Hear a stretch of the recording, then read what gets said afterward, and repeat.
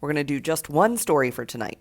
On July 25th, 2020, former Army Sergeant Daniel Perry shot and killed Air Force veteran Garrett Foster. Perry was working an Uber shift when he came upon a Black Lives Matter protest that was blocking the road. He honked at the protesters, but when they didn't move, he drove his car into the crowd. And as he did that, you can see here, a crowd started to surround his vehicle. Now that there is Garrett Foster. Here's Garrett Foster earlier in the day with an AK-47 strapped to his chest. Texas is an open carry state. He was allowed to have this gun. Perry claims that Foster was pointing a gun at him, and so he rolled down his window and shot Foster in the chest 4 times. Now, if you're looking at the picture, it looks like he could be pointing the gun at him. But if you look a little closer, I don't know, maybe not. Is this the butt of the gun up here and the remainder of the gun down here?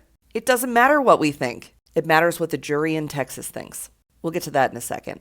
After Perry shot Foster in the chest 4 times, he fled the scene, later turning himself in and saying that he acted in self-defense. During the trial, evidence was presented that showed Perry had sent text messages and tweets saying things like, "Might kill a few people on my way to work," and thinking about going downtown to shoot looters. It also responded to some of former President Trump's tweets saying things like, "Send the BLM protesters down to Texas, we'll show them how we handle things down here."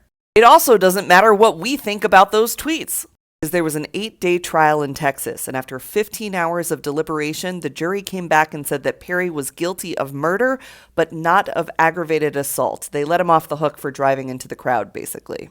Immediately, Perry's lawyers filed wanting a new trial, saying that the jury had been compromised, and some conservative newscasters took to the air claiming that Governor Abbott should pardon Perry. And now Governor Abbott said, yeah, okay, I'll give it a try, and he has filed paperwork to pardon Daniel Perry for the murder of Garrett Foster. And Governor Abbott wants an expedited pardon. So the Texas Board of Parole has that request, and they said they are going to get to work on it immediately. So what happens next? Will Perry be pardoned? Well, the Texas Board of Parole is made up of 7 people that Abbott appointed to the board and that were confirmed by a Republican-controlled Senate. With the exception of Stolas at the bottom, these are the current members of that board. At last count, they have a 38% approval rating. That's what's happening in Texas.